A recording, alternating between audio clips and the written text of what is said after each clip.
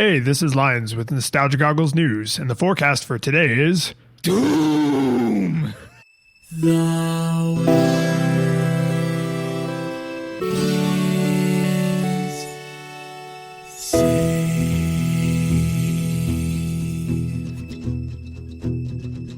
The living room's dark, save for light being cast from the big TV screen and the imminent sunrise that's teasing the once starry sky with whispers of morning. So, George, from now on, I've decided that the BFG 9000 is going to stand for Best Friend George 9000. Aw, because when you wield me, we kill demons left and right. Yes. Yeah, that is born fruit and born true in many of our experiences. So what do we play? I feel like there's anyone who's still like, I wonder what they played this time. They're not going to get a lot of this episode. To be fair, if they didn't get it from the title, you know. I wonder how many. Somebody goes in blind, right? Surely. Yeah, I mean, like maybe they're just like, ooh, new nostalgia goggles, and they like just press the button to play and then put it down, as they're cooking breakfast for their kids, and then all. And filled with regret. Yeah, like they just see the thing, they press the button, and they just hit the thing that says like cast to Alexa, so that way it's like filling their entire thing, and then we screamed at them. Yeah, but we played Doom 2, the proper Doom. I know that Doom has had many iterations, but when people think of the original Doom, they think of Doom 2. Like you don't think of Doom. Yeah, I mean it's like Super Mario Brothers, right? You don't think of Super Mario Brothers, you think of it's like Tetris, right? You don't think of Tetris. No.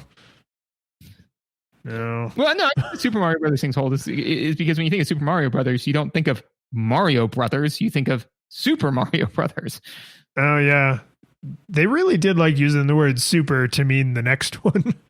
Yes, and then Super Mario World, and then Super Mario Galaxy, and then the Super Mario Universe next, I guess. Odyssey came after that. No, that's no good for me. That doesn't work for me. No, it totally works because they could no longer be bound by physical law, so they had to go into Greek myth. Because I would have liked like Super Mario Universe and then Super Mario Multiverse. I mean, Super Mario Odyssey is pretty damn close to Super Mario Multiverse. Like, it is. Yeah. But we didn't play that. We played Doom 2. Yeah, we did. So, yeah, man. When did this come out? This actually, so I was really relieved to see that this came out in September of 94 because all of my Nostalgia Goggles experience can be summed up as I played this on a Windows 95 PC. Like that's, and I mean that in every way you could possibly mean a Windows 95 PC. It was a gray Packard Bell. They don't even exist anymore. It had the colored stripes on the front. You had to reboot it into DOS to play the game. Like it would launch from Windows. Windows knew you were going somewhere in the house to play a game, but it went somewhere you couldn't see from Windows, right? Like it was a very Windows in the early 90s gaming experience. And there's so much stuff we will get into that is kind of related to that unique moment in history. But the biggest one is one of my biggest memories of playing Doom 2 is that I built a lot of terrible levels using the terrible level building software that came with it. And man, were they terrible. But I did all of the classics, right? The level that instantly kills you, the level that doesn't instantly kill you, but is so ridiculously hard that it just grinds your PC's ability to play it to a stop because there's just like layers of demons in all directions. The level where you're up like on a little plinth and they're all down low and you just like spin in circles and right, the things a dumb 12-year-old does because that's what you do. Like that is a lot of my nostalgia experience for Doom is being at that terminal at that old writing desk in the corner of the dining room making terrible levels. So I've got three main things I remember, which is one, when I also booted this. So yeah, I loaded the computer, Windows 95, right? And then I had to go into the DOS prompt. And then I this is the definition of like I was a technician, not an analyst, in the sense that I knew what buttons to push, had no idea why I was pushing any of them. But I remember I would pull up the DOS prompt and then type C:/Doom and then enter and then Doom 2, and then it would load the game. You know, I didn't know what and DOS then was. Doom happened. And then Doom happened, you know? So I remember that. I remember just using the cheat codes just all the time cheat codes, you know, to the point where there were definitely some levels where I was like, I legitimately do not know how to beat this game without cheating. Like how would somebody do this? So I was a little apprehensive going into this playthrough because I was like, I don't think I've ever beaten this game without cheating. And then also using the level creator, but I actually didn't go the route you went. I more so recreated real places and then filled them with demons. So yeah, so I don't know what that says, but I'm just wondering, is it possible to measure the number of government watch lists you just put yourself onto?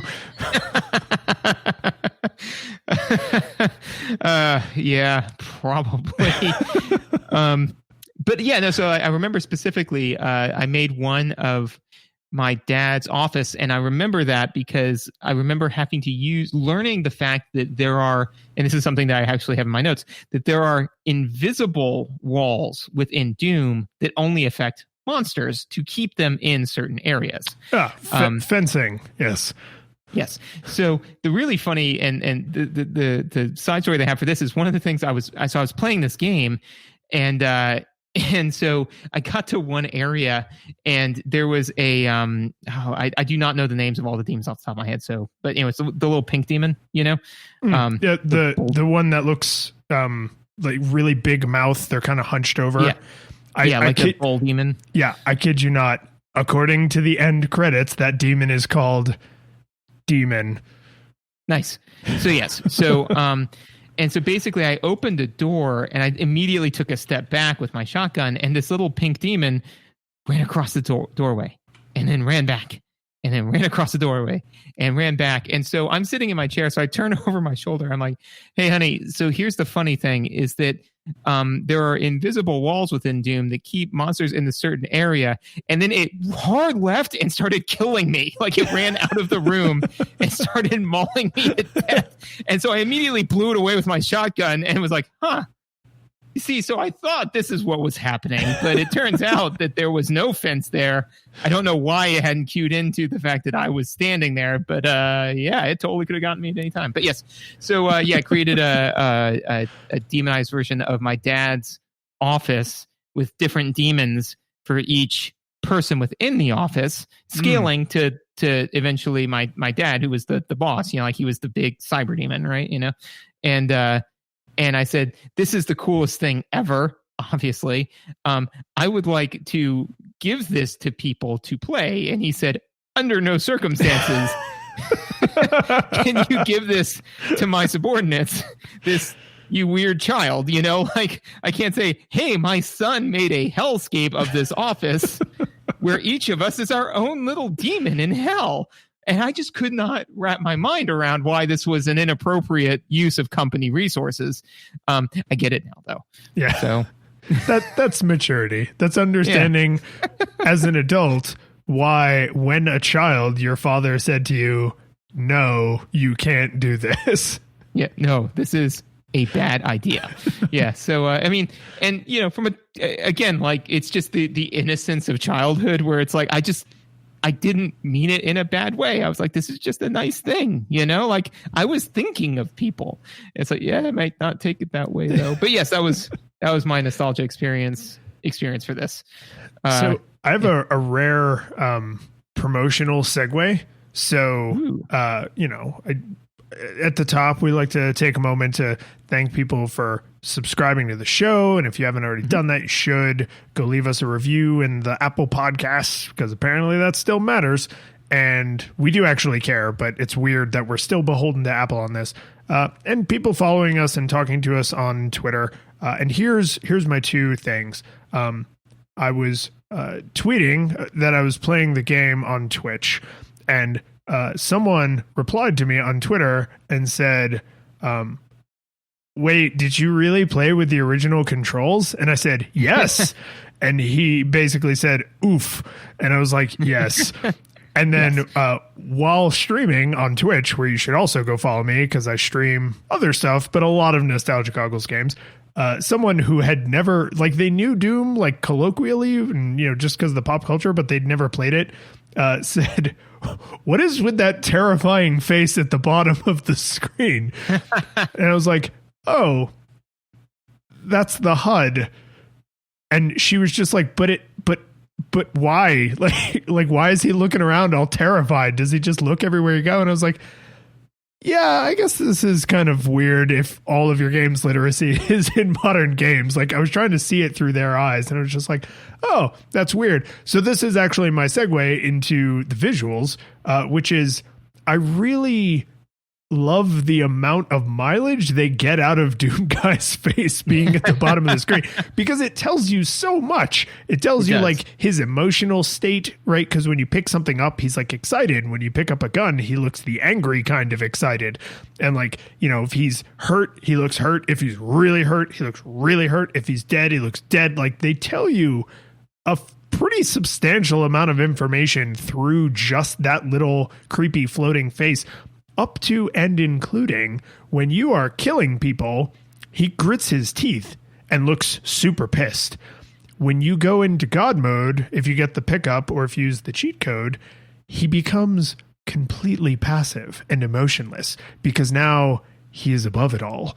And like, that level of detail just permeates throughout the game, but it's all the examples you need of the love and care they put into all the blood and explosions and everything is like right there in Doom Guy's face.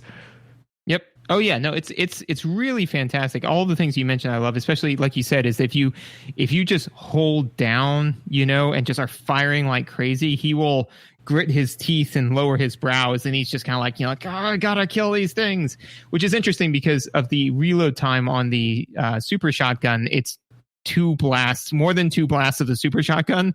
Is you have now been firing consecutively long enough to trigger the gritted teeth, oh my god face. But the one thing that I found about the face that I thought was particularly interesting is it will look in the direction of where the damage is coming from. So if somebody is shooting you on the left, he'll look to the left as he like is gritting his teeth and is taking damage. If the damage is coming from the right, he'll do the same, which is hypercritical considering like how little your viewpoint is and considering some of the enemy placement, which I'll get into later. But yeah, I mean, like if all of a sudden you're suddenly taking damage, you need to immediately know which direction to wheel around in to then kill that demon, because the way health is done is very interesting in this game, which also is a mechanical thing and we will get to later. But I thought that was really a great way to give the player that information, because kind of what they did in later games is they kind of colored the screen more, like the red would be on whichever side it was that you were taking damage in. Yeah, so I thought that was kind of a thing of the HUD that I don't think that I knew necessarily as a kid.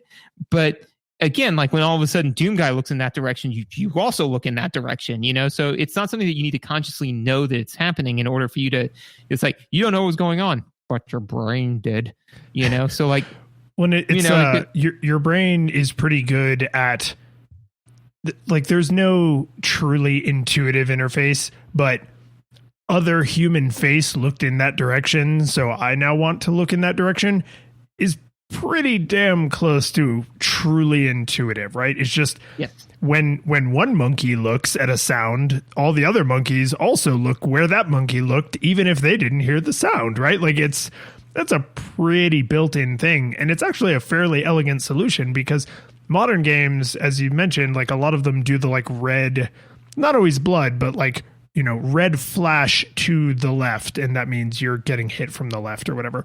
Some games go super video gamey with it. And there's just literally an arrow like pointing like, oh, they're over there. And it's like, don't do that. Like that's the immersion breaking.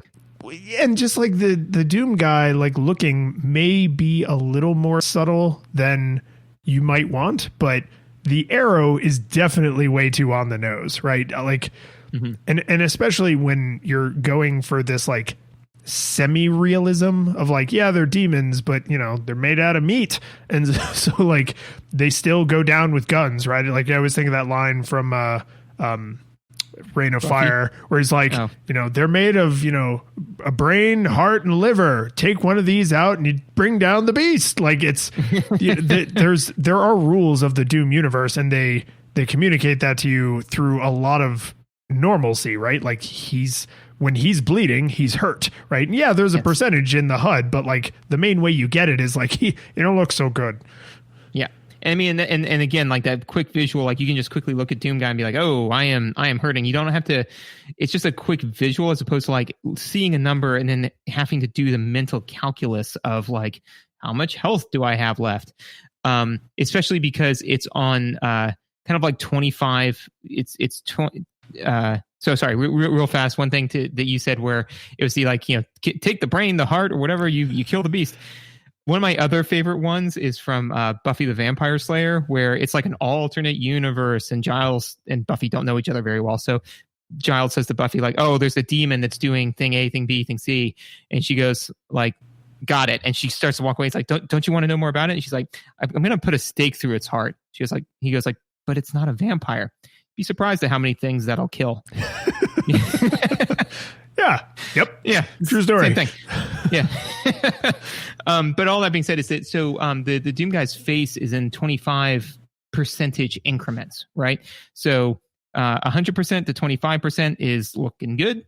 75% to 50% is kind of looking around a little bit. I think it may be a little bit off. I think maybe it's around 60% is when you go to kind of like haggard, red-eyed, you know, and then around 30% is where, you know, you go to bloody nose, kind of looking around, and then around 10 to 15% is when you're like completely bleeding from the head. But yeah, so basically though, that correlates to health pickups, right? Because a health pickup is a big one, is 25% of your health, right? So you can just quickly say like, oh, I am bleeding from every orifice that I know. I need 3 health pickups, you know, or, hey, I've just got a little bit of a nosebleed. I probably don't need to pick. And again, like if you have no visual discernment whatsoever, it's like, then I don't need to touch that health pickup at all. I may need it later, you know, like I don't need to constantly be checking the number. I can just look at like quickly out of my periphery, look at Doom Guy's face and say, yeah, I am looking fine. I don't need to pick up that med kit because it would be wasteful, you know, or at least that's one of the things I was doing. So. Well, and a place that it doesn't exactly fall down, but hits its limits might be a better way to describe it is, and I don't want to go too much into the mechanics of this. I want to talk about the HUD visually, which is the HUD displays to the left of Doom Guy's face is your health percentage, and to the right of Doom Guy's face is your armor percentage. And this universe has meta packs and stim packs which restore your health, and then they have little blue potions which are health bonuses, and a health bonus will put you above and beyond 100% all the way up to 200%, right? But logically, 100% is the most any one Doom guy can give. But it's his face doesn't, like, once you're feeling fine, right? You don't look any different from that point. So if you have, you know, say 90% or 100% or 110 or 199% health, all of those visually look the same. And I think like if there were too many visual gradations, that system would fall down. And so they kind of have to fall back to, we're going to just literally put your health on screen because we've chosen to give you this ability to go up to 200%. And so when you're looking around the world, if you check that little percentage and you see like, oh, there's a stim pack over there, but I'm at 99%, I'm not going to bother with it. But a health bonus is always worth picking up because unless you have 200%, you can always use a health bonus, right? So there's like this weird fight between the video game needs to give you video gamey information, and they do that with a percentage, and that's fine. And then also they clearly thought a lot about how to communicate this information visually, but that system doesn't expand to fill all of the mechanics they wanted to play with. Well, so to me, the normal looking Doom guy face is don't worry about it, you know? Yeah. Like, so, you know, it's like if you're over 100% health, it's not like you don't need to be worried about your health. Like you can get to a point very quickly that you do need to be worried about your health. But, you know, like you shouldn't be at that point scavenging for health. And like you said, there's a lot of mechanics to get into on, you know, health pickups versus health bonuses versus med packs versus stim packs. Although one thing I do want to mention real fast is that I don't know whether this game like was the first, but this game was certainly, I think, one of the big ones that set the standard for stim pack as a health bonus, right? Because it wasn't until way later, because I was like, oh yeah, stim pack, that gives you health. A stim pack gives you health, right? But like it wasn't until way later, and I think it was Fallout that actually caused me to reflect upon this, where it's like a stim is a stimulant, you know? So the idea is that you're not feeling better. It's not healing you. It's just making you ignore the injury. So yeah, drugs, not medicine. Yeah, exactly. So it's like, oh yeah, stim pack. Yeah, no, it's how it heals you. It's like a med pack, and it's like, nope, two different things. So that's funny. One thing that I did want to touch on is just because I don't think you can talk about Doom without talking about it is the faux 3D that they do with the enemies. I think that was very one is I think it was 100% the call in this game, because there is absolutely no way that the computer could chug a true 3D environment, you know, not and be the game that Doom was, with as many levels, with as much expansion as it had, as much gameplay as there was. I don't think there was any way they could reasonably have true 3D models. But the fact that you know, they had basically a profile view, a 3/4 view, a dead-on view, a dying view, like an attacking view, all of these different things. Well, it conveyed a tremendous amount of information to you, just again off of just quickly looking at it. Like if you saw the monster at a 3/4 view, then it was moving at a 45-degree angle, so you could know how to potentially lead your target, so that way you could hit them. Like one of the things that I did not remember, but I remember now, was the demons, the pink demons. They do not run directly at you, which would make them way easier to kill. They run at you on a zigzag, which makes them a huge pain in the butt. But yeah, so I mean, like, but you know, you see them at this 3/4 view. So at no point when the enemy is moving was I trying to kind of guess what their movement pattern was, unless there's two enemies that kind of do, and I think that's intentional, which is the rocket launcher demon and the huge blob looking thing. Ooh, you're thinking of the Mancubus. No, I was thinking of the one that's basically a skeleton with rockets on its shoulders. Yes, yeah, I hate those things. Yeah, because he moves around like crazy fast. And the one whose name I actually remember because of how much I hated this demon, the Archvile. Definitely the worst, which is why the whole game has like 5 of them. Yes. Yeah. And if you set the difficulty out, there's way more, which I think speaks to, it's like, man, I need to make this game more difficult. I don't know, man, you just throw in a couple more Archviles. It's like, yeah, that would get the job done. So anyway, so the fact that they use faux 3D, and so these are 3D sprites in a true 3D environment, I think was done very well, and especially the fact that they used exactly which sprite was being presented to you to tell you where the sprite is going makes you feel like an awesome demon slayer, even though they're really telegraphing to you like, hey, this is where this demon's going to be. When we first started playing 3D, like actual, 3D polygon games on Nostalgia Goggles, I remember learning the phrase from a listener, or the term billboarding, right? Which is when you have a flat object that is in a 3-dimensional space, but you can't ever see it from the 0 pixels deep side, right? You can never see it side on. And I think a big part of what's happening in Doom and games of this era is it's not just how lovingly crafted the pixel art is, because it's really good, right? Like just the sheer quality of any static sprite is really high. And then they also took the time to generate the angles needed. So it's like, oh, you need to be able to see it straight on and at a 45, and then, you know, in full profile and from the back and from the back at a 45, right? Like they really spent the time to animate them, because that all had to be done by hand. It's not like you build one 3D model and then you just move the camera around it. All of those are individual drawings, but they really nailed when they essentially clip from size to size, right? Because when you're looking at an enemy at a distance and as it's coming towards you, if they don't sort of scale it at the right speed, you would be very aware that a piece of paper is slowly coming towards you. But because they scale it, which I'm sure on this early hardware was hard, but they scale it in such a way that it feels like an object with volume is moving through physical space, as opposed to a flat piece of paper is now just closer up against my eyeballs. And I'm probably doing a really piss poor job of describing that. And there's a game dev listening who's just like, what is wrong with this idiot? But like the billboarding, the quality of the billboarding is a big part of why you don't think about that they're all actually 2D sprites.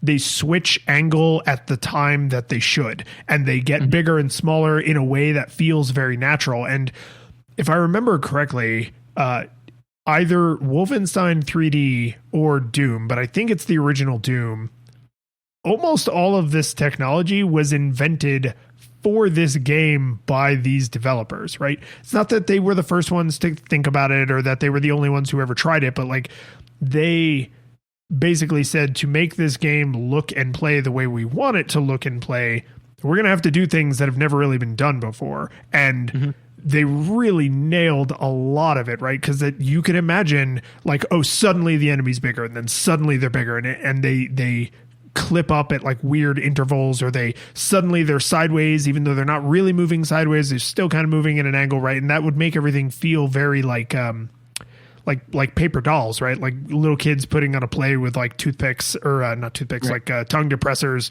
with, you know, googly eyes glued onto them. It wouldn't feel believable, but they just really nailed down that, like, how do we make these two-dimensional objects feel like, or how do we make these two-dimensional pictures feel like three-dimensional objects? And then on top of that, the art itself is also excellent. So like those two things, those are two great tastes that go great together. Like it makes the visuals hold up incredibly well, like shockingly well. Oh yeah, absolutely. And I think that and I kind of had this in mechanics, but I think it could go as well into visuals, which is, I don't think that necessarily it's that Doom created a lot of this stuff, but they absolutely did it with a degree of polish that to this point wasn't really seen before, you know? So like somebody else may have been the first person to, you know, invent a cellular phone, but this is like the smartphone where it's like, yeah, it's done, but it's done in a way where it's just seamless, you know? So the difference between, and it was literally, this is done in such a seamless manner that it was within the last year that I found out the difference between hit scan and projectile weapons. And so the thing is that like the guns, right? Those are all hit scan weapons. So they fire bullets, but you never see the bullets. They never render the bullets. Basically, all they're doing is drawing a line from the tip of the barrel infinitely out and saying, what does this cross? You know, and if it crosses the line of a bad guy, they take damage. If it crosses the line of the object, it does the little bullet poof animation, you know, to say like you hit a thing, right? And that's it. Then there are projectile weapons that actually fire an honest to God projectile, right? And so it completely, which can then be, you can move around. So if you are leading a target and it is a hit scan weapon, you don't lead them, you shoot where the target is. If it is a projectile weapon, you have to lead the target. But all of that just feels seamless because bullets move so fast and these enemies move so slow that you don't lead them, you shoot where they are. Whereas with the rocket launcher, you absolutely lead them because the rocket launcher feels like it should be slower. Even the plasma rifle, which does shoot projectiles, those projectiles move faster, but it is clearly a projectile, so you'll lead your target, right? And I think that, and this does stray into mechanics a little bit, which is the types of enemies that use projectiles versus hit scan, like the number of enemies, first of all, the fact that the visual is very clear on which type of thing they're going to use, because cacodemons always are projectiles. They have one thing that they do. They fire projectiles, right? Whereas the zombie soldiers, they are hit scan, And so the ones that are hit scan do way less damage, because the ones that are firing projectiles, you should be able to dodge that. Like if you get hit by a projectile, it's way more egregious than somebody saw you, turned in your direction, pulled the trigger, and there was really nothing else you could do at that point. So the fact that they, even at this early age, said like, look, rendering bullets doesn't make any sense. We are just going to basically, the bullets are invisible, just kind of like they are in real life. But a rocket launcher, that doesn't make, like, you'd want to see the rocket. So let's draw that and make it into a projectile and make it fundamentally behave differently. Because otherwise, the bullets would feel slow and clunky, and the rocket launcher would feel weird. It wouldn't feel right. So the fact that they did that, I think, is pretty impressive. Well, and a lot of the projectiles are like magic, or like hell magic, hell miracles. I don't know. Hell magic. I'm going to go with hell magic. They're hell magic. Hell curses, right? Because miracles are heavenly, right? That was the joke. So but like, if, one of the big, the what did you call them? The big sloppy things with they look like big blobs. They're big mancubus. Yeah, it's a mancubus. They're gross, dude. They're super gross, and they make a gross noise. They are, but like the way you said that just really made me sound like I did not say that out loud. What did I say? I'm saying they're sloppy. They're gross. So they're succubi. These are mancubi. Right. These are men. Yeah. There's a word for that. It's an incubus, which is why the band Incubus called themselves Incubus. But no, this is a mancubus. But this one goes to 11.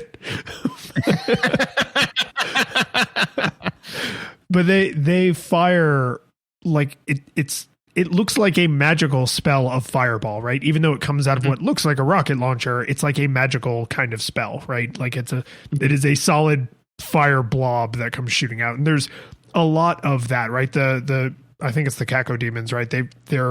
It's like a big magical looking ball of plasma that comes like shooting out of their mouth. And so it makes sense mechanically that these things need to be visual so that they're dodgeable, unlike the bullets, which are hit scan. But I also think it makes a lot of sense, like in how your brain is perceiving the world visually, because it would be weird if the cacodemon had a pistol, right? Like it just wouldn't make any damn sense. Like the zombie soldiers have guns because they're soldiers and they carry guns. The terrifying demons from hell have terrifying demon from hell magic because they don't have thumbs and can't hold firearms, right? So like there's a kind of visual consistency that's happening that whether the visuals came first and then the mechanics happily followed, or the mechanics came first and the visuals happily followed, or if they grew up as neighbors, like they fit together in a way that's really logical. Like that feels stupid to say about magical hell demons, but like it wouldn't make any sense if whatever the cacodemon did instantly hit me, because that's just not how my brain perceives this floating death orb. Like I should see the thing that's hitting me come out of it and maybe have time to like do a heroic leap to the side, right? So like it somehow makes sense visually with what you expect to be seeing. Well, and it also works with the difficulty curve as well, because like as the difficulty rises, you see more and more projectile weapons because they do way more damage. The only demon that actually uses hit scan is the Spider Mastermind, and it is terrifying because it's the no, I remember. I'm just trying to remember which, because that's one of the few enemies that has like 2 or 3 attacks, isn't it? No. So what you're thinking of, I think, is there are the little arachnid demons that have the plasma rifle, and then there's the mama that has the Gatling gun strapped to its belly, and it has no compunction, especially on the level gotcha, which is great. Great level name, because it did. I got in the sense I was like, oh, this is fine. I'm just going to press this button and no, it's a cyber demon and a spider mastermind. I probably got I did not have it. I don't. Not even a little. I definitely had to do some save scumming there, which is another thing that is worth talking about later. But no, it's true. Yeah. So it makes sense as far as the progression goes, right? Because the things that hit harder and harder are firing projectiles, which means that those projectiles hit harder, which feels right because they're big giant demons. And the game is getting, and as the game gets harder, you see more and more demons, especially as you are spending less and less time on the material plane and more time in the 9 hells of Bator. So as this goes on, so it makes sense from a scaling point as well. So just again, it just all feels right, which is great. There's one thing about the visuals that I do want to make mention of, because it's more like we see you there, which is just the TLC, the polish, the high level of love and affection that went into a lot of the visuals. It's not actually present in all of them, because things that are just like generic textures, like brick or stonework or wall, some of them are like lazy almost to the point of being frustrating. But the thing is, I only noticed them under certain circumstances, and I'm going to leave all that for mechanics, because I will likely go on a long whole thing about that. But most of the time, you're not in a situation where you're just staring at the walls. And so the fact that they are not resplendent isn't really that big of a deal, and they invested all of their time and art budget into the things you should be looking at and the things that should matter. But the only place then that spills over is, generic light fixture number 3 looks completely unremarkable, but demon light fixture number 3 has the same love and care put into it as the enemies, even though it doesn't do anything. It's not interactable. It's just wall art. But it's funny that like the more mundane something is, the less they clearly cared about it, and the more like demonic and metal it is, like that's where they put all their effort. And even in something as mundane as like, oh, this is a wooden wall, this is a demon wooden wall, and it's like, oh, that one got the polish. Like that's the one they spend time on. So I get it. Like it totally makes sense. But if you are in a situation that I will probably talk about later, where you are just staring at walls for some reason, you're like, oh, this is pretty uninspired. This is some serious MS Paint quality brickwork. First, I need more towels. Secondly, I demand more towels. And third, I demand more trowels. The brickwork in this place is a show. Yes. So all of this is true. So actually, that is my final note for visual, which is that it is, and this is probably the mechanics thing that you're talking about, which is it is not clear what doors you can and cannot open, in the sense that like there are definitely surfaces that are meant to be opened that there's just absolutely no indication that you should open them. Now, that being said, is that a lot of the time they're secrets, and that's done intentionally. Even though still a secret should have some kind of a telegraph, so that way I'm not walking around going on every single wall. That's time consuming and not really what they're hopefully going for. But there are a handful of times where absolutely you've got to, like, it's core to the game. Like you need to be able to know that this nondescript wall A is interactable, or that you have to shoot it to open it, which is also super frustrating. Because I would say the half dozen times where I needed to go online and be like, okay, what am I doing here? Like it was because it's like, oh, I needed to, this thing that looked like a door that I was trying to hit spacebar or the X in this case to open, and it wasn't opening. It's because I had to shoot it. Why would I think to do that? There was absolutely nothing that made me that made it unique to point like, oh, well, these are doors that I shoot. And then also too, there are some of them where I was like, oh, there was just no indication that was a surface that I needed to interact with in any capacity. So what the hell? So yeah, that was definitely a source of frustration for me with this game. And they clearly thought about it, because there's I don't really know how to describe it. There is a certain kind of texture that almost every single time you see it, it indicates that if you interact with it, there'll be like an elevator, right? The floor will go up or down, right? You know what I'm talking about? The like brown and black vertical stripey thing.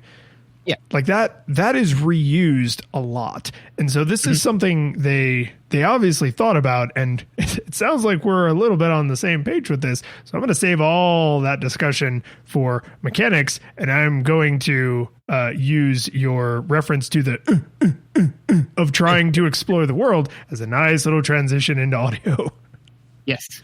Yeah. No, it's so yeah, that was one of the sound effects, and literally I've got under my audio notes humping the walls, you know, because like that's what it is. Like you're just going around like Now, to be fair, I am very glad that they put some kind of an audio cue to the fact that it's like, no, we acknowledge the fact that you have hit the space bar. This is not going to work, you know? Because otherwise I'd be sitting here, I'm like, am I doing it right? Is it registering? And it's saying like, no, you're doing it right. This is the wrong thing to be doing here. But then when you couple that with the fact that the way they've laid out secrets and some of the level design is such that it's kind of like it's the video Doom equivalent of burning every bush in The Legend of Zelda. Totally. You know, where it's just like, gotta burn every bush because I don't know which one has a secret. Gotta hump every wall because I don't know which one has a secret, you know? So I mean that was and again, like I would say that it was immersion breaking, but there was only a small handful of times when it caused the game to come to a grinding halt. Most of the time I was doing it because I was looking for secrets, and I was kind of breaking the immersion myself on that front, you know, where I was like, I am going to comb this level because I want 100% on the secret score. But at the same point in time, the fact that there are a handful of times where they're like, nope, hump all the walls. You got to hump all the walls. I'm like, I just wanted to get through this level. I didn't care. Yeah. So that was very frustrating. Although I think it's interesting that you pointed out it's information that wall is not going to respond favorably to your advances, because when you try to open... When you try to open a locked door, like if you don't have the blue key, you get the noise, but it also says on the screen in literal words, you need the blue key to open this door, right? So yes. That's an important bit of additional information, because if it just made the noise, you could reasonably assume like, oh, I guess this thing can't be opened. This door can't be opened. So they have to, in some other way, they chose to go with literal text on the screen, communicate to you, no, this thing can be opened. You just can't open it right now, which is why you're getting the can't open this or interact with this noise. So like they clearly did think about that, right? What I don't love is some of the audio cues are important to exploring the level, but are delivered in a way that is the minimum amount of helpfulness. And the best example I could think of this is you go down a long hallway and you push a button or you flip a switch or you interact with a face on the wall or whatever. Yes, and you get that amazing Doom elevator, Doom door, Doom thing moved noise, right? Because those noises they're super iconic, like weirdly iconic. In fact, I've played other games where I'm like, did they steal the Doom door noise? And it's like an obvious ripoff of that sound because it's so iconic. And but knowing that happened isn't really enough information, right? I almost wish they had some standardized text that was like, a door opened far away, or you heard a door open, or you hear a door open off in the distance. And it's like, oh, off in the distance means it's really far. Far away means it's kind of far. And you hear a door open means it opened in your immediate vicinity, right?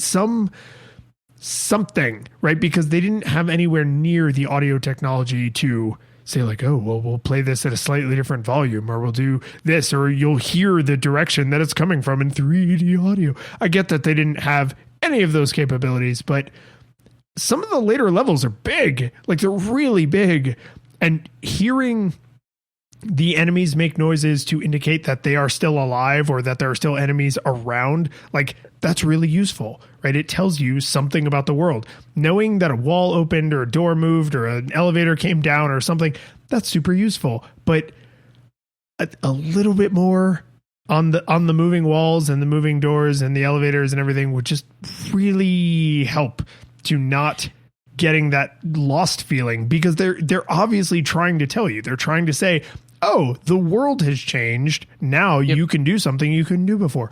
But it's like, go figure out what that thing was.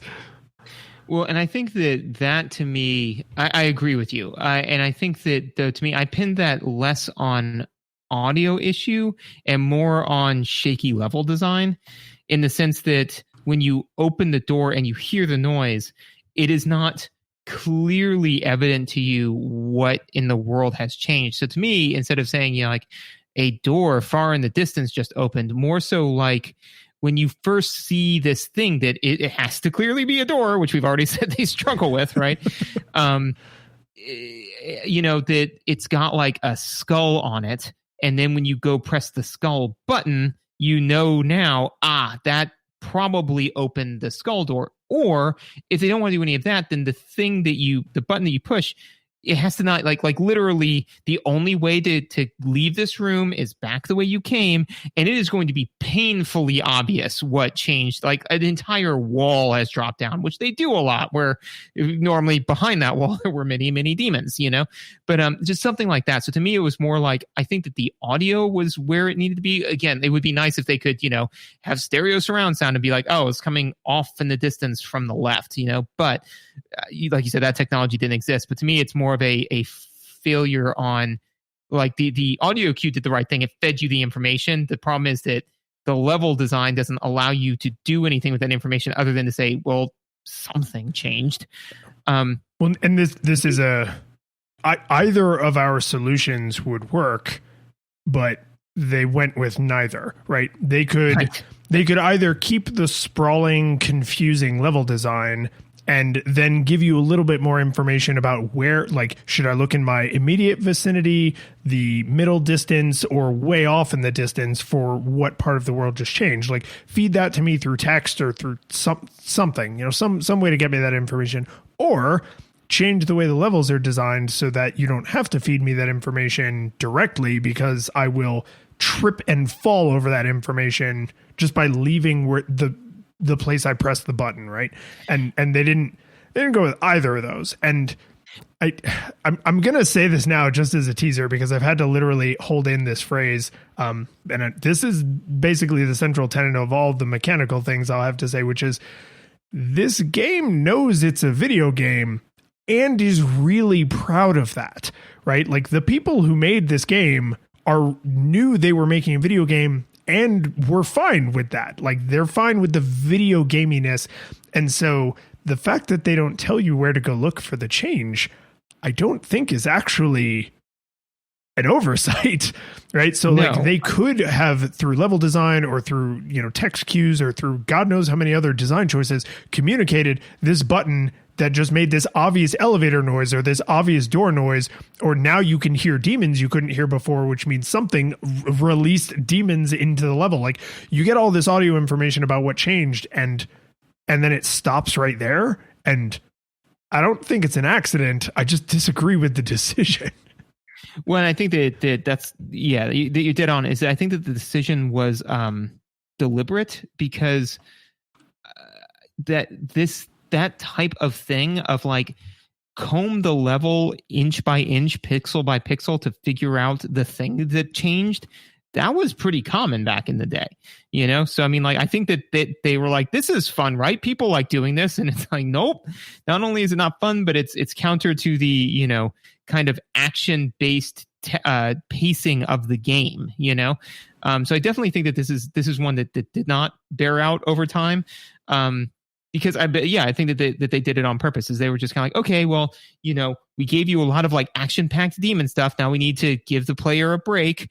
And, now you can kind of go through the level and kind of see this little puzzly thing. And it's like, yeah, that's true, but you made it too hard. So now I've spent 15 minutes combing all over this level, as opposed to the 1 minute I needed to recover from this demon fight, So I think that, and again, this is way strewn into mechanics, but yeah, I do agree that the audio cue is there. The other, there's two other things I wanted to touch on with audio. One is that every every demon has its own little sound effect noise that it makes to let you know where it's there. And that is hypercritical information that is constantly being fed to you. And it's awesome.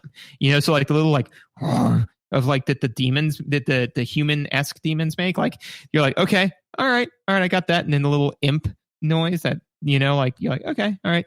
And then there's like the Baron of Hell noise where it's just like a trumpet going off, where you're like, oh my God, like, but that's what you want, right? Because like it has gotten real now, the raspy kind of like of the Kako demon, where you're like, all right, I think I can handle that.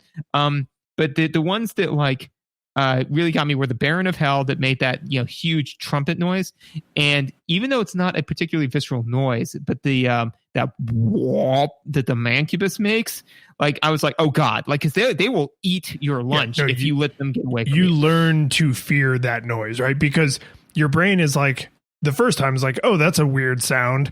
And then like any good, animal that wants to survive, your brain eventually associates that sound with dying over and over. And you're like, oh, what that sound means is I'm about to get my lunch at, right? So the sound becomes terrifying. It doesn't start out terrifying. It's a little like unnerving and otherworldly, but it becomes terrifying. Yes. Yeah. So, I mean, the fact that literally, because I remember that, there's just like an imp sound, and this, and so I remembered that like some of the demons had their own sound effects, but I didn't remember that all of them do. And again, when you're walking around at like 13% health and all of a sudden you hear like one of the enemy noises, you can like literally, there have been times where I paused and then went back into the level to like look for some more health because I'm like, I'm not in a position to handle this problem right now, So I mean, it's hypercritical that they give you that. And so one other thing I do want to say actually about the music, which is that so the music is actually very relaxed, right, and very flowy. At first, which is not what you. But even when it gets like more intense, the pace of the music isn't like it's not like 200 beats per minute or anything like that. It is very, even though the music is intense, the tempo of it flows. So I actually happened upon this information when I was watching a video about Doom 2016's music design that I think bears on this, which is that when the guy was originally doing the music design for this, he originally did it as like super turbo rock.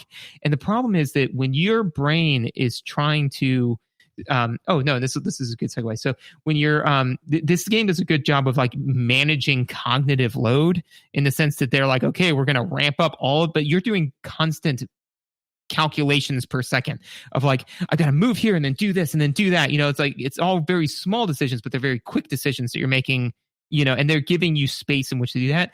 If while that's happening, 200 beats per minute of like drum slamming audio is ripping through your ears at the same time, it's not intense, it's annoying. It actually makes you hate the game because you're like, I can't think over this insane amount of audio noise that's being thrown at me at the same time. It's disruptive. So actually the pacing of the music is very slow paced. The music can be intense, but the actual amount of mental bandwidth it's taking is super low, and that is deliberate. And I think that is fascinating. So I'm really glad to hear you say that, because the way I came to this was you went into the jungle with a zoologist who was able to explain to you why the animal looked and behaved a certain way. And I just went in and went, ha, that one looks funny. because what happened is, so the version I played like an honest to God MS-DOS, like original Doom 2, right? Like what I would have played as a kid, because there's a billion versions. And again, we'll get to that. But, for whatever reason, the version I was playing, the music volume was set super low. So it was set to like 50% of the sound effects volume. And so I would turn it up to hear the music. And then I was like, oh God, the sound effects are so loud. And then I don't know why. I was like, wait, I could probably change that. And so then I went and rebalanced it. But before I did that, I just looked up the soundtrack on YouTube. And so I'm now totally separate from any other visual, any other audio information, any sensory information I have to process or do anything. I'm just listening to the music. And I was like, why is it like elevator jazz? Like, especially in the first episode, because the music essentially amps up a little bit at each episode crossing, like right before and then right after the new episode. And so I was like, this is like not just calm, but like calming, right? It's not just slow music. It's like not intense. And it, even by the end, like you said, it doesn't ever get super like heavy metal, right? And you would expect it based on the visuals. You'd be like, oh, any minute the guitars and the double bass pedal on the drum set is going to come in, and it never does. It never gets there. And when you're playing the game, it all feels great. And I didn't understand why, but it feels totally fine. Where you notice that it's not totally fine is if you kill all the demons and you don't know which wall to hump and you're lost, and now there's no demons making their very useful demon sounds and there's no gunfire covering up the music, that is when in the game, the music, like you see the man behind the curtain, right? During gameplay, that music is apparently very intentionally chosen, and that's amazing. When you're not playing the game, but you are trying to play the game and you're lost, that's where the music fell down for me. And I was just like, oh, I'm really aware that I'm in this stuck elevator and they haven't turned off the music yet. Right. So there's like this weird kind of like some of the visuals where a projectile weapon flying at you, it's really useful that you can hear like the imp demons, the little like whoosh noise that their little fireballs make, because if they're behind you and you hear that noise, you may strafe out of the way and feel super cool for it. But the Mancubus, their little fireball has a tail, but they didn't do 8 different versions of that animation. And so if you jump out of the way of that, but you're still sort of looking at it, you might see it awkwardly snap from like front on to profile because they just didn't bother to do the extra frames of animation. And so like, again, you see the man behind the curtain, you're like, oh, that's not a 3-dimensional object at all, but you're being shot at, so you don't have to dwell on it for very long before you have to like go do other things. But if you get lost, you might hear that music for a long time, right? And then you open, Reddit or GameFAQs or whatever to go look it up, and it's like now the music's playing in the background, continually mocking you while you're trying to figure out which wall to hump. And it's like, so that I actually really enjoy this music, and now I'm even more fascinated by it. But I was surprised, like, how much it falls down when there isn't the rest of the game happening. Yes, no, it is definitely like it's almost like Muzak.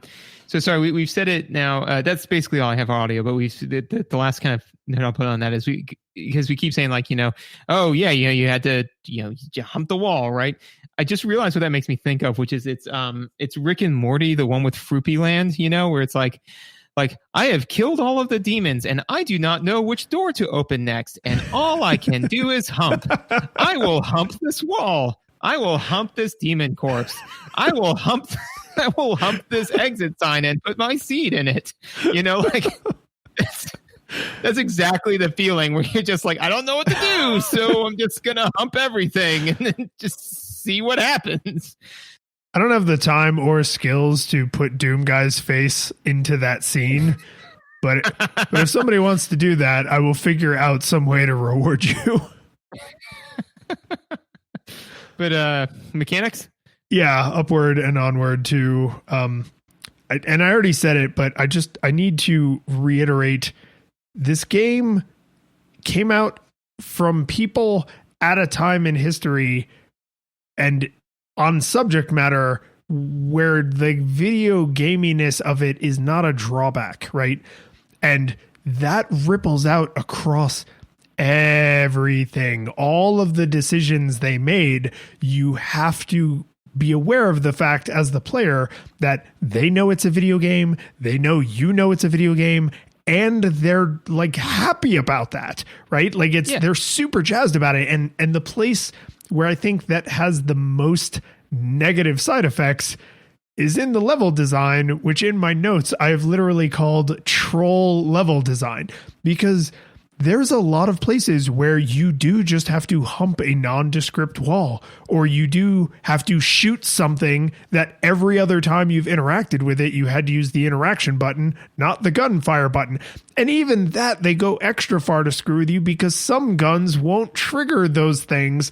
You have to use hit scan guns. You can't use projectile guns. So it's like, there's so many things where every time I humped the right wall and then the thing moved and I was just like, I could practically hear John Romero go, like it just, you can feel his desire to troll generation after generation after generation of gamer with every smirking, smarmy, crappy design choice, because they're there on purpose. They're there because it's a funny video game thing to hide beating the level behind a wall.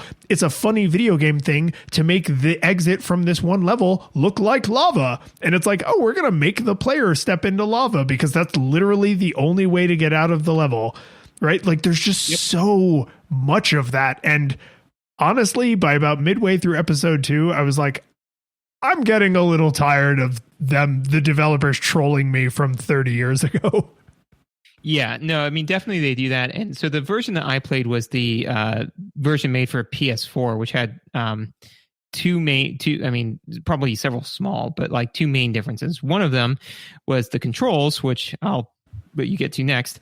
But the other one was that, and it took me longer than I'd like to admit as somebody who reviews video games to realize that they made this change, but they definitely realized, some of the things that did not age well. So they made very, very, very few changes. But one of the changes that they made was that when you interact with a wall, that you can shoot, but you can't interact with the interact button. The PlayStation controller rumbles a little bit. So yeah. So they again, like it's still subtle. So like you've got to be paying attention, but there is something that tells you, no, you're not done here. So like when you're going through and humping every wall, so you're still getting that part of the gameplay, right? The all I can do is hump. So you're still going through and doing all of that, right? But then when all of a sudden it gives you a little bit of a goose, you're like, okay. So then like you shoot the wall and then all of a sudden it opens and you can go through it. So again, so it's like, even the people who are porting the game, they're like, yeah, this part wasn't very fun. Let's do something about it. And then the other big thing was the fact that, when I was playing it, I was using a dual analog stick, and you were using the original controls. How was that? Yeah, so let's talk about the controls. The original controls are... we're about to go on like a real journey. Like, do you have snacks and water? Have you gone to the bathroom? Because like a whole thing is about to happen. So hang on. Then in that case, if you're going to do like a whole thing, let me go ahead and save my game, and I'm gonna go to the clear spot. So I'm just gonna see how so far in the conversation what percentages I've gotten on like bonuses for observations, for visuals, audio, and then gameplay. So give me one quick second.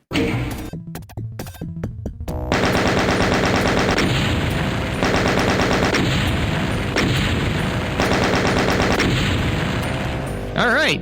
100% on kills, 100% on items, and only 50% on secrets. I mean, it took me 15 minutes and the par time was 30 seconds, but I'll take it. I decided, because you were the one who suggested this game, and I was like, ooh, Doom 2, rock on. And I decided I was going to play the OG, right? The original emulated in DOSBox, right? The whole sad thing.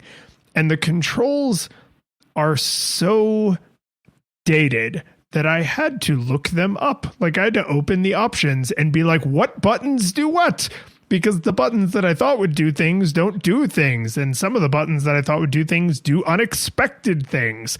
And so I actually had to go into the options and literally read the list and be like, okay, this button does this key does that, this thing over here does this, but I'm not sure when I'll ever need to do that, but it's listed here, so I guess I need to internalize this, right? There's they're really bad. And they're placed in a place on the keyboard that makes it, because I have a wrist rest on my keyboard, that makes it impossible to sit with your hands comfortably. You end up with these weird claws on the bottom of, like the Pac-Man claw. Yeah, really not good.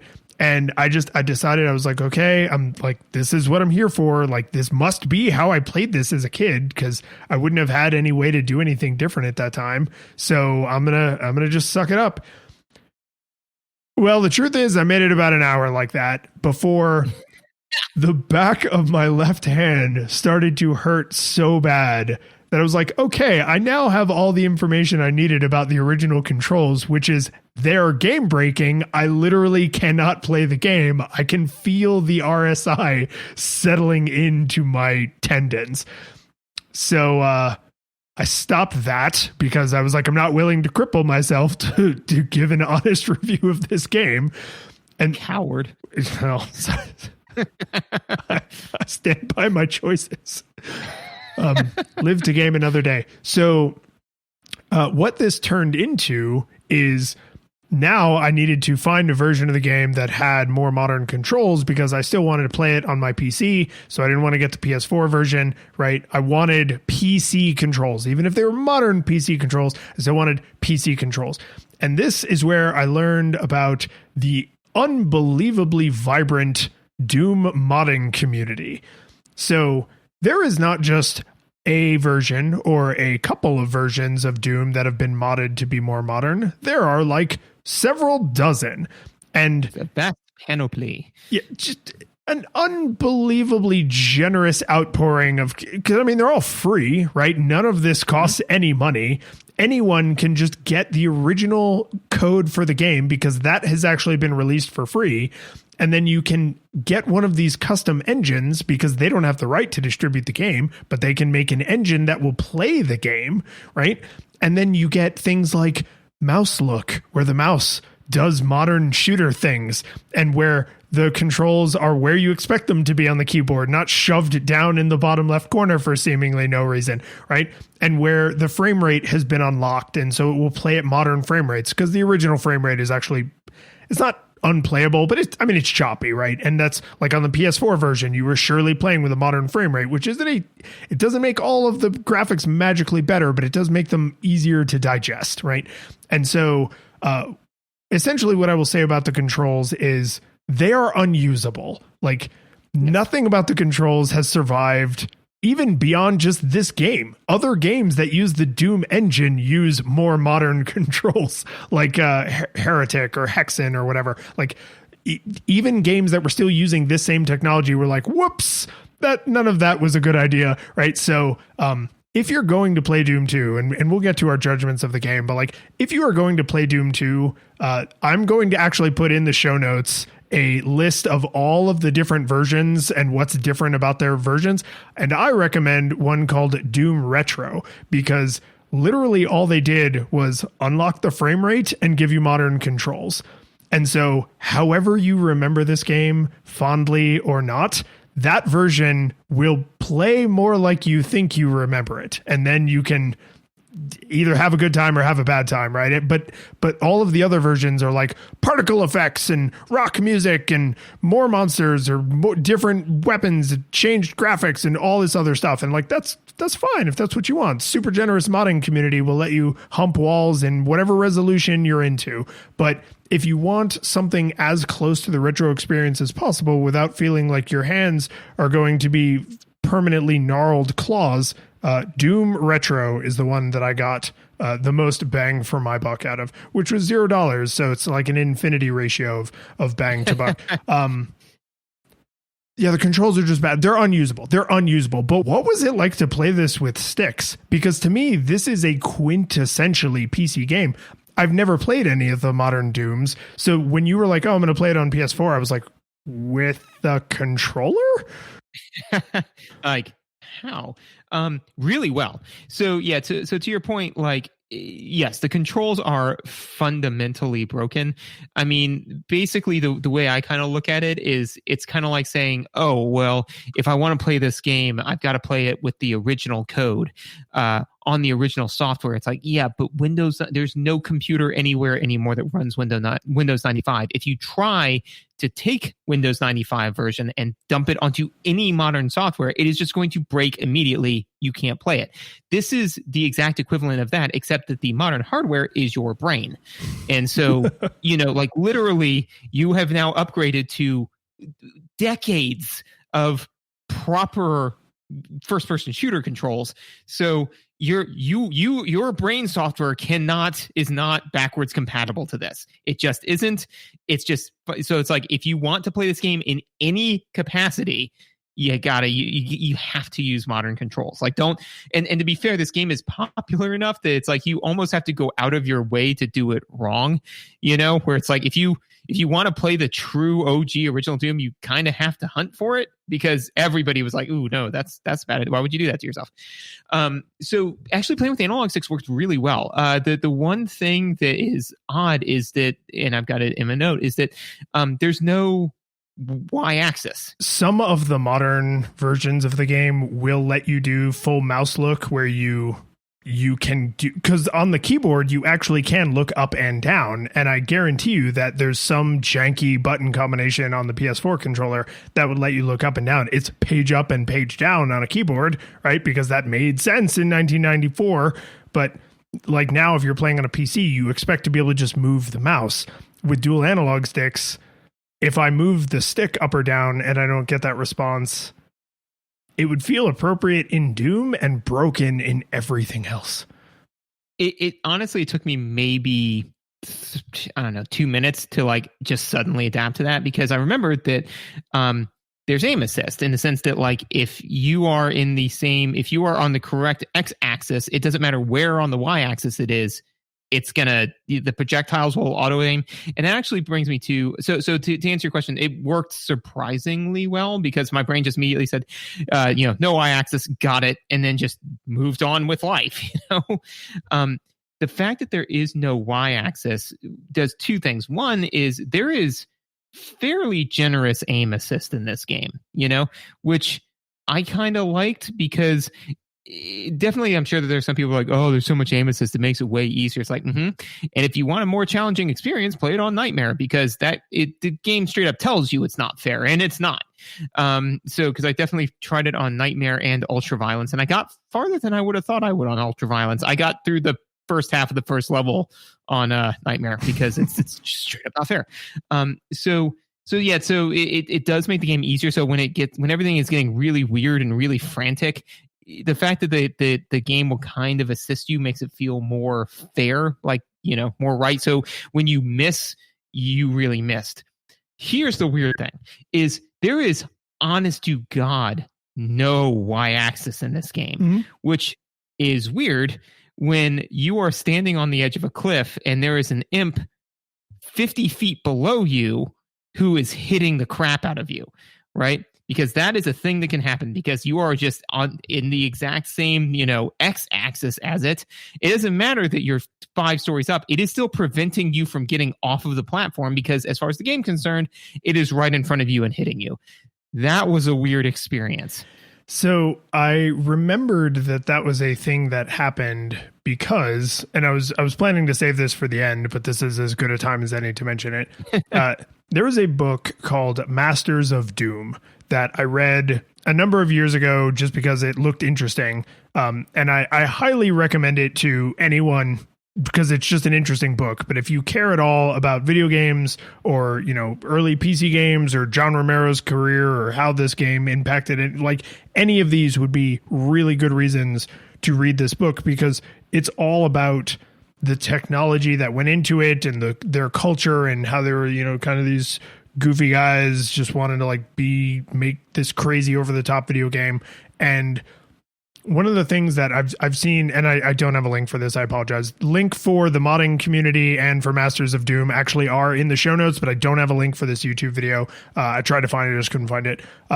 Where they explain that the reason there is no Y-axis is not a design choice. There literally isn't. And every time you think you're going up, the world is actually just being rendered to look that way. Like technically everything is happening at the 0 on the Y-axis. It's just when you're going up, the world is animated in such a way that it appears that you're going up. When you're going down, the world is animated in such a way that it appears you're going down. But for the purposes of enemies existing in the world, it's a binary. Either they're on the same plane as you or they're not, and that's it. And the places that this is most obvious in the game is in some of the episode 2 levels where you're in like these large buildings, like because you're looking for the portal to hell. Sometimes you can see an imp way off, like up in a window. And the reason they're up in that window is because they can like shoot their little fireball down at you. But they're not shooting it down at you. They're shooting it in a straight line, and it is being animated to appear to be coming down to you because technically you are on the same level as them. But sometimes that logic breaks and you fire your gun and it shoots straight into the wall in front of you. But they're shooting fireballs apparently down at you at an angle. And so in these very specific levels, in these circumstances, especially on easier difficulties, if you can just stand there and take damage and try to shoot them, you can eventually figure out like, if I'm at this distance, the game logic has decided we are not on the same axis. And if I'm at this distance, then it will allow me to shoot them. And it's one of those things that like, yeah, when you see behind the curtain, you're like, weird. But it's because this is so...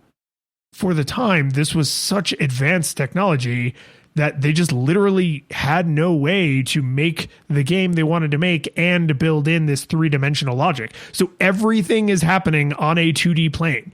Everything in this game is happening. Like, did you open the map at all in the PS4 version? Yeah. Is it still like the super thin colored lines? Yeah. That is the way the game engine sees the game. Everything is actually happening on that 2D plane. And it's technologically, it's super fascinating. And what's actually most impressive about it is how seldom it interferes with gameplay. Yeah, how seldom you see behind that curtain. You can count on one hand the number of times that, I was like, that's weird. I couldn't shoot a guy or I couldn't do whatever, like it breaks considering how much of an illusion they're pulling off, that all of it's happening in 2 dimensions, like the scope of that, just kind of like be if somebody said, yeah, you're jacked into a matrix, right? And be like, wow, this must be an incredibly advanced civilization. No, it's somebody playing Animal Crossing actually. And you're like, wait, my entire consciousness is being streamed on Animal Crossing right now. It's like, yeah. And it took me 35 years to realize it. That's pretty I mean, like, I'm not even mad, like, yeah, no, that it is. And this happens. It happens. We talked about it with the visuals. We talked about it with the audio. Now we're talking about it with the mechanics. It's like the sheer trick that they're essentially pulling off is just staggering, which is why, like, I really like, no matter how you feel about this game, if you care at all about games in general, Masters of Doom is just a super, super interesting read. And if you're the kind of person who likes audiobooks, the audiobook is read by Will Wheaton, which makes it doubly nerdy. Nice. Will Wheaton's a pretty nice guy. So what's our time at? I want to be respectful of people's time, but I got like I kind of want to do a lightning round of. We're just getting started. We got all night. Sweet. So everybody's just gonna hang with us. Okay, so one of the big things that this game does that has fallen out of vogue recently, but is starting to come back, which is that you got health. Not a lot of first-person shooters do that anymore. Most of them do you get hit and the screen turns a little red, and as the screen gets redder and redder, you are closer and closer to death. And then when it gets ultimately red, you die. Which is to say that in many modern games, it is a matter of how many hits you can take in X amount of time versus having an ultimate amount of health. Game designers do that generally because the idea is it's really easier to design around, because any area you're walking into, the game designer knows you're at full health, basically. So the game it is reasonable for the game designer to say, like, if you get hit more than X time in Y, more than X times in Y time, you are playing the game too poorly. Try again, right?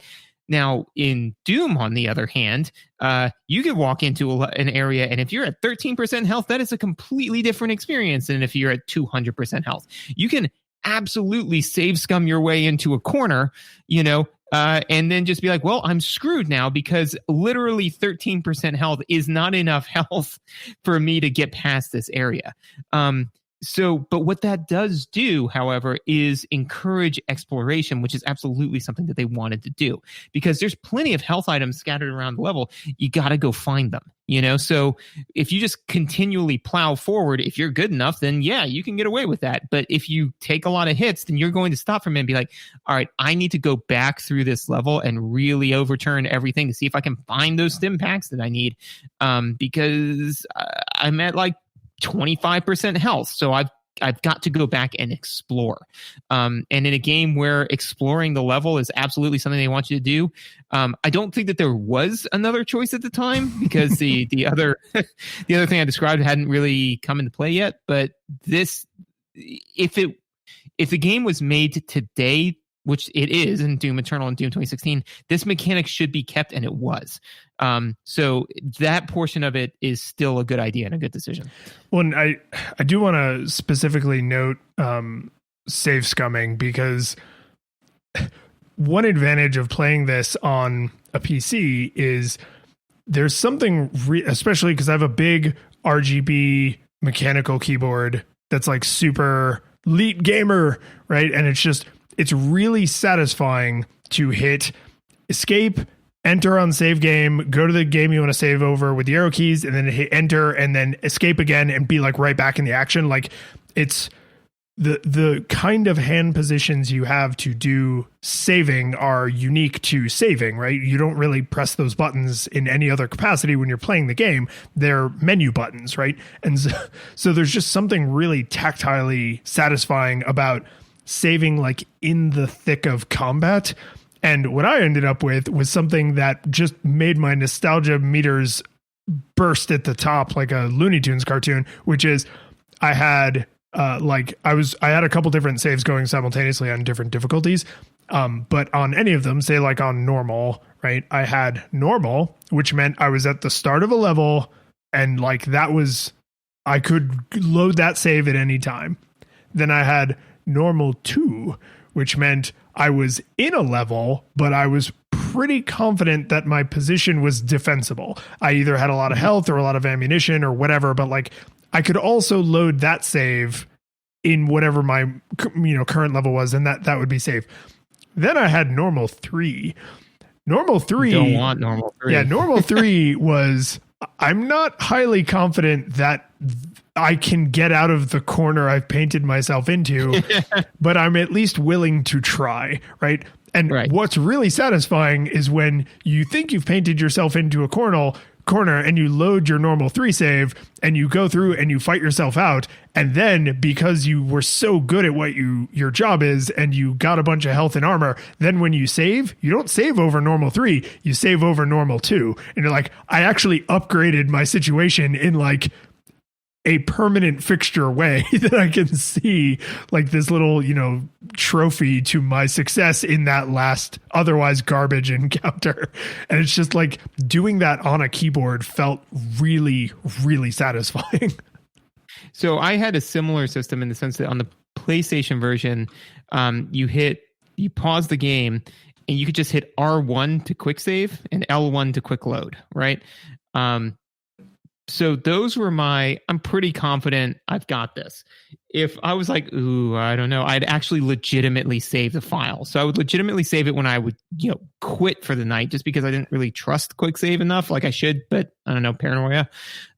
Especially because, and just one thing worth noting about this game is that if you die, you can absolutely restart the level with just the pistol. And that's super not enough in some cases. Like I literally do not know on the level gotcha, like how that would even be possible if you didn't go in with just some kind of ammunition. But anyway, no, it genuinely seems like saving well is a feature of the game that they expect you, just like they expect you to know how to fire your gun, they expect you to know how to save tactically for your skill level as a player. And it's because the PC version also has quick save built in, but just because the menus are super fast to navigate and the saving is super fast, right, to write to disk is I just never bothered with quick save, but it's the same kind of idea where it's just like I can't let the game universe restart me at the beginning of this level with just the pistol. That is the same as starting the game over. Yes. So it definitely, like you said, I think that save scumming is expected. It is a core mechanic. If you go into this game expecting it to work like a lot of modern games where it just saves for you at some points, it will not. And you need to be very careful about how you go about saving, because there's definitely some areas where like, I got through this, but so the phrase Pyrrhic victory is thrown away all too much these days, you know? But yeah, I mean, like, there's definitely, this game is great at Pyrrhic victories where you're like, yeah, like I got through it, but I am still dead, you know, because I am now at the end of the level, and the next level, like, I can't start another level like this. So that is 100% a thing. So I do want to touch on medkits. So medkits versus the bonus health, right? That is from my point of view, ingenious catch-up mechanic, right? Because here's the thing: is that what do they want to design? They want to design a game where you're kind of on the edge of your seat, right? So how do you do that? Well, you can get up to 200% health, but if you get up to 200% health, 90% of the things that heal you do not heal you anymore, right? So because they're very careful about how they use bonus health, and most of them are in like 1% increments. You know, like, it's very rare to find the supercharge and the mega sphere. Good job. You know, good memory.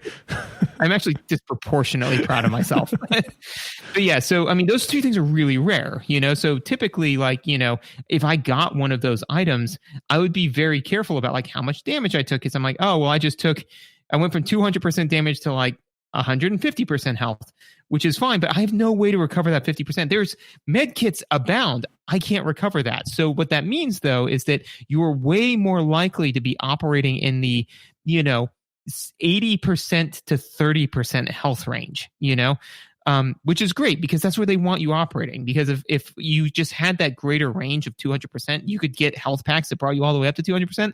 It would be a lot harder to design around that, because it's like, I have no idea what this guy's coming into it with. But in this case, it's like, well, they're coming in somewhere between 0 and 100%. So if I throw 2 health packs in here, I can tell you that they are somewhere between 50 to 100% health. That is where we're starting. Now I can design around that, you know, because they're probably not too much above 100%, because after the disaster that they just went through, they're probably not. And if they are, then fine. But, you know, I've probably been able to whittle them down to the point where they're not really that much over 100%. So these medkits will bring them back to 100%. And now we've got the design game. So I never would have recognized that as a kid. But the fact that those are two decidedly different things is pretty impressive.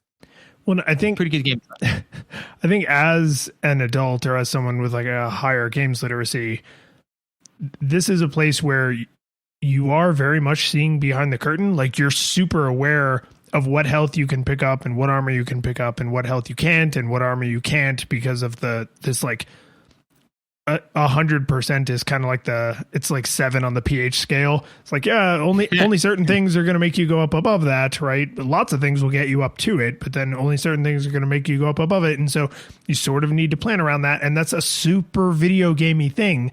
That is literally, the health packs are like boring little white boxes with the you know, the red plus on them. And the bonus health is like this glowing blue potion, right? So even visually, they're like, hey, these things are different. I think they even make a different noise when you pick them up, but that one I'm not positive about. But that's a video gamey thing where they wear its video gaminess like pretty proudly. And I think it's okay that they're like, hey, this is like, these things are different. Think about that and decide how you're going to live in the world where these things are different. One of the things that jumped out at me as being really a subtle and incredibly sophisticated design choice is enemies experience knockback and friendly fire exists.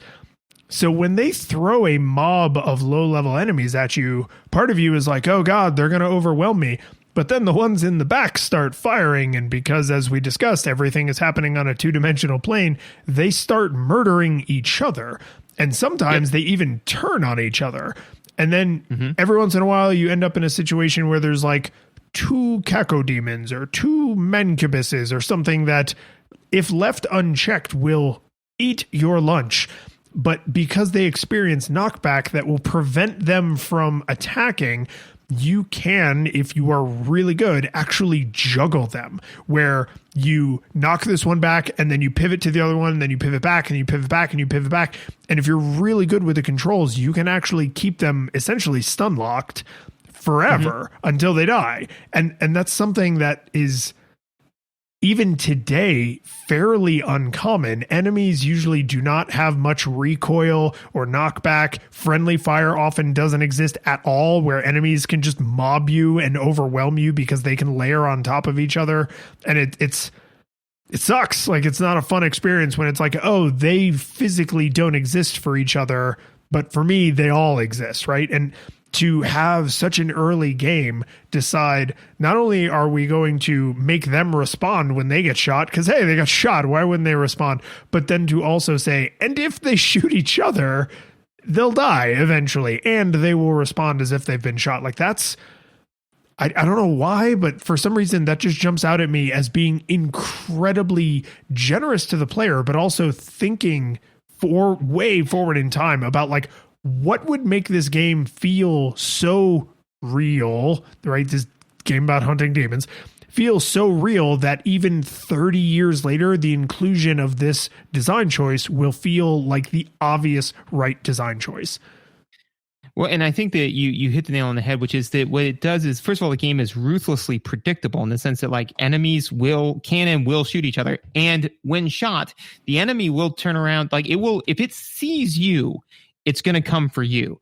But if it gets shot and it doesn't have a lock onto you, it'll just turn around and start murdering somebody else, which means that all of that stuff that the player can plan around, right? And so that then, so like, it's like, oh, well, I've got the super shotgun. Why in the world would I ever use the normal shotgun? It's like, well, because the super shotgun takes up twice as much ammunition and it has a wider spread.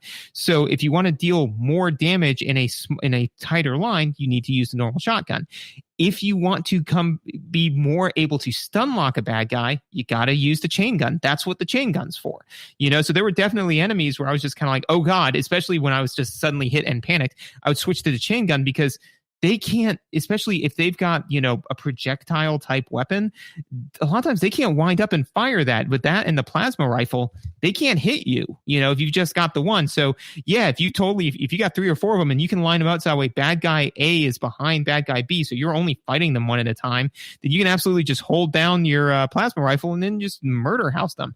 And on top of that, you can kind of get a feel for how many shots it takes. So literally I would like hold down the plasma rifle and then be like, and about now, and then just release the trigger and then they would die, So yeah, I mean, absolutely. I'm glad that you touched on that because, juggling the enemies, all of that is to me what makes some of the higher level difficulties possible.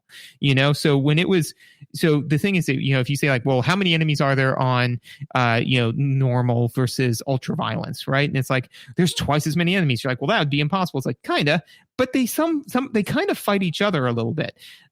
So the one fun thing with that is literally when you go into a room and they all start fighting each other and you're like, yeah, kill each other. Yeah, that's, oh crap, they saw me. And then like, because one of them sees you, so you then shoot them. So now they all turned around and you're like, oh crap, like that.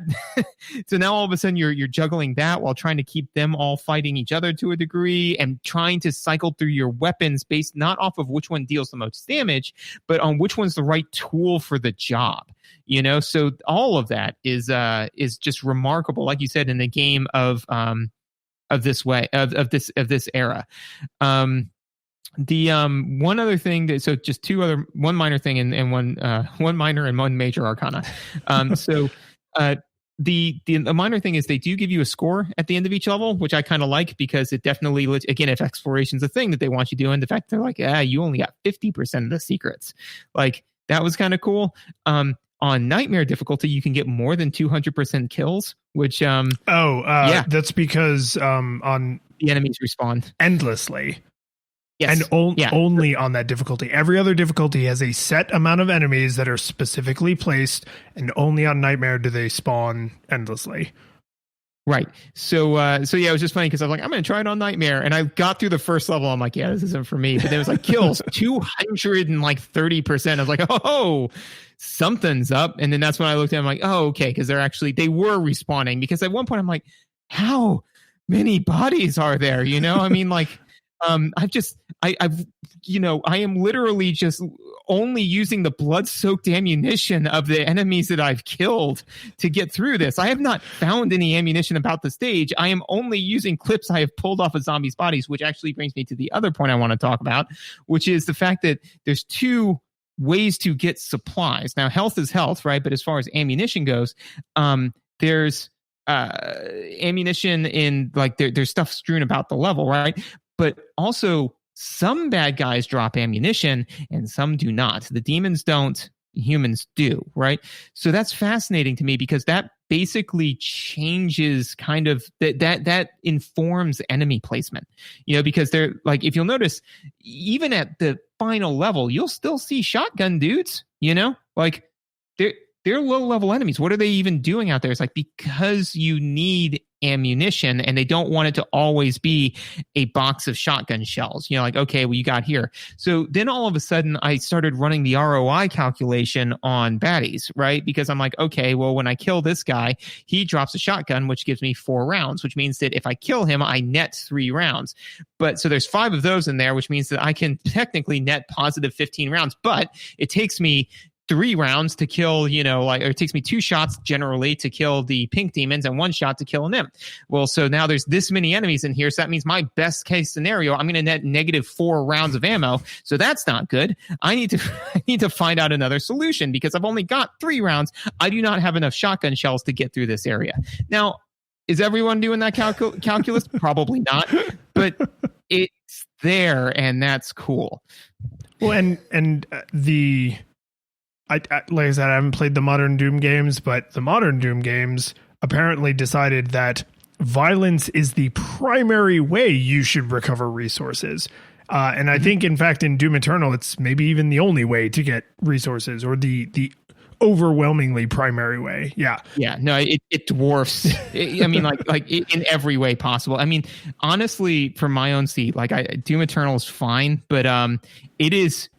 It is closer to a resource management game than it is to like a Doom game. I think that they're kind of starting to push that boundary to a point where it's like, literally you're saying like, okay, I'm low on this, so I need to kill this guy this way to get them to drop this stuff. And now I'm low on this other resource, you know? So, yeah, but you can see the seeds of that idea where they were like, yes. Oh, what if sometimes the ability to kill more enemies was locked behind efficiently killing these enemies, right? And that's like any mechanic, you can go too far, but it's interesting to see the seeds of that going all the way back to the beginning.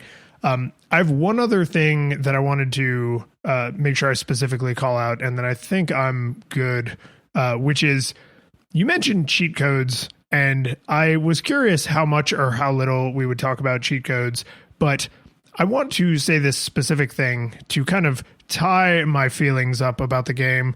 I mentioned several times now, this game is a game, and this game is super aware that it's a game and really proud of the fact that it's a video game.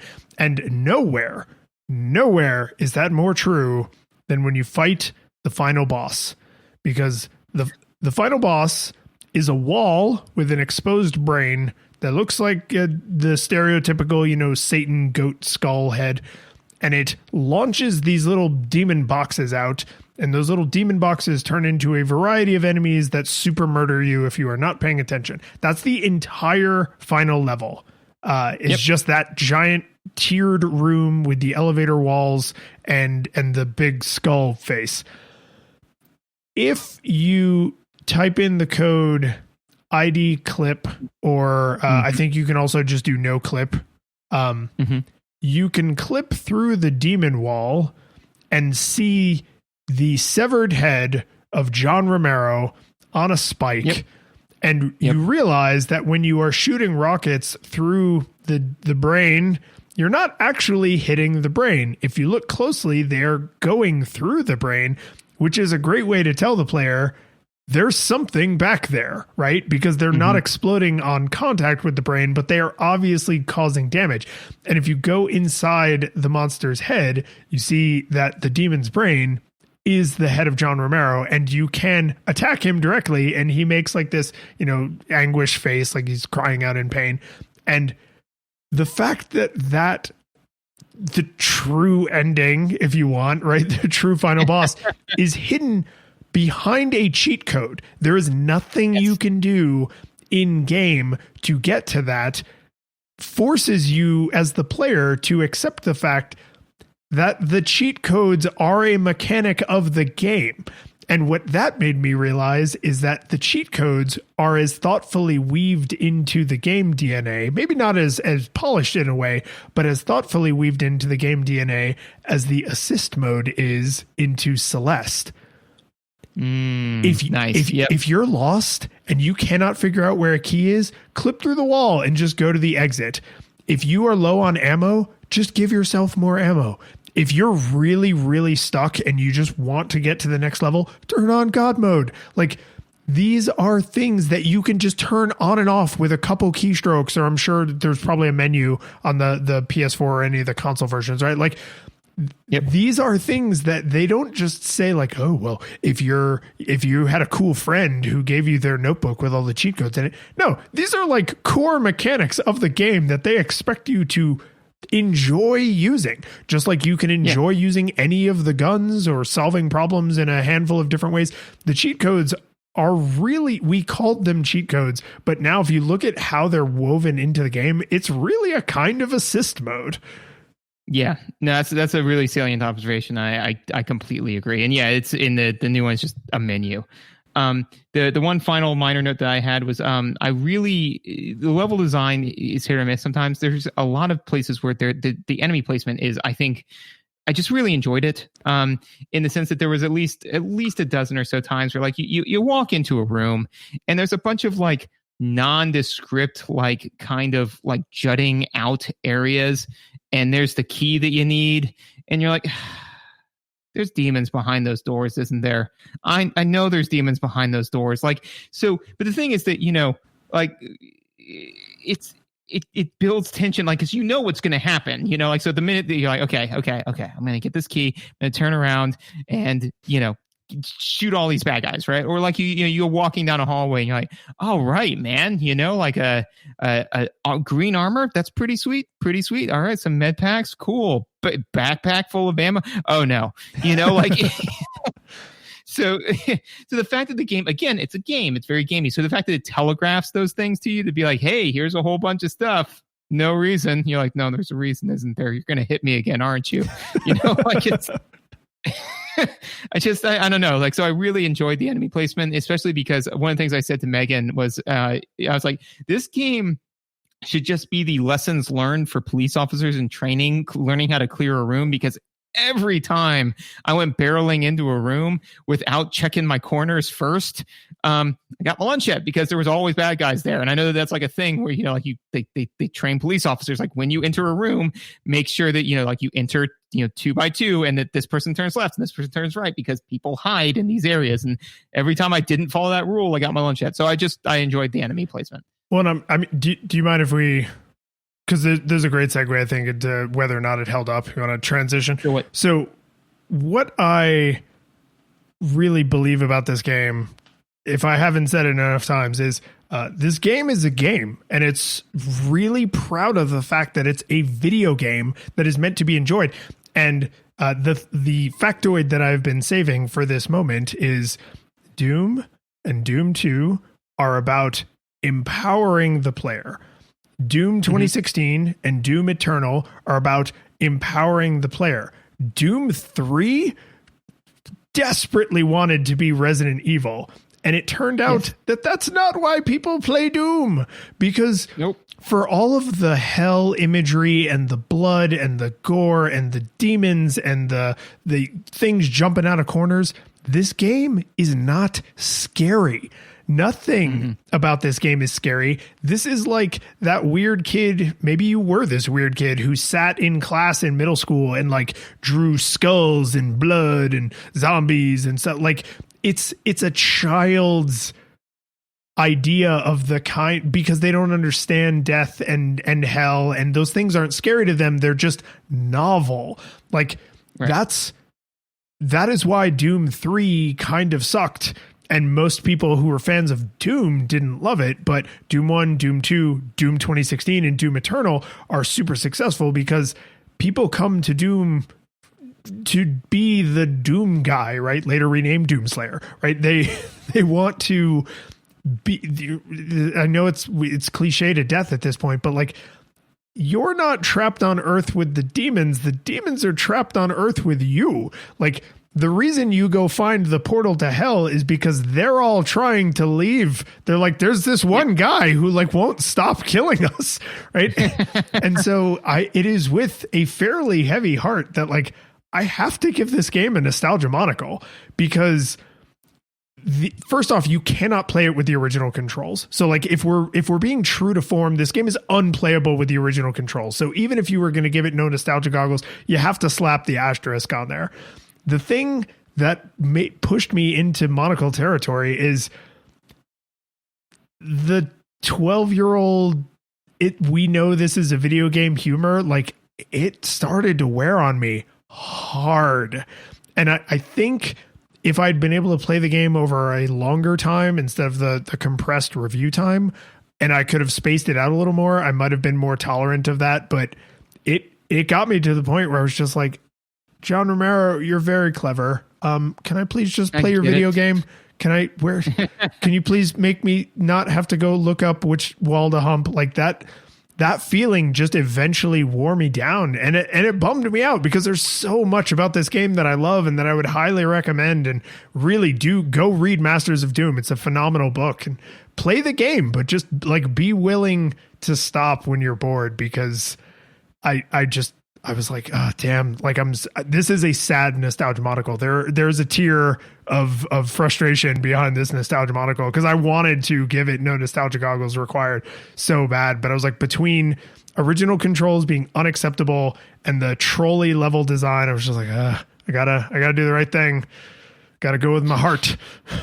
Yeah. And I can respect that. You're wrong. But I can respect No, I mean, like, so again, you definitely do have to do the asterisk of the fact that, yes, the original controls are just straight up broken. But kind of the way I'm sidestepping that logically is that it's just like saying, you know, like, oh, well, if you want to play this old video game, you have to emulate it. Like, because the software, the hardware that the game was played on no longer exists and you cannot find it. So, and on top of that, I don't think that people are likely to. I think that if you say like, hey, I think I'm going to go boot up Doom and give it a shot, like, you're more likely to come across the version of it that has been fixed than the version of it that has not. If you buy this on Steam, because you could buy Doom 2, the original Doom 2 on Steam, and it runs it in an emulator for you. So it's not a modernized version. It really is the old version, with the single caveat that when you launch it, it says, you want good controls or controls? And it defaults to good controls. But in every other way, you are playing the original, emulated. So it's like, even getting that close to the source, right? They're still like, but the mouse. Yeah, but don't. So all that being said is, I definitely think that there were some things about the game that I don't think held up, but overall, the game as a whole, I definitely think it held up. I mean, honestly, I enjoyed playing this game. I think that, it's one that I could pretty much, if you like the genre of first person shooters, I could pretty unabashedly, recommend it. So for me personally, no nostalgia goggles required, so much so that, I think that the best way that we could try to see whether or not like where this game has gone, right? They would still be nostalgic in principle, right? Would be if we were to play like Doom 2016. Right? I want to play Doom 2016. The curtain falls, the music plays, the credits roll, then it all fades to black, and you're left by yourself The fanfare is gone.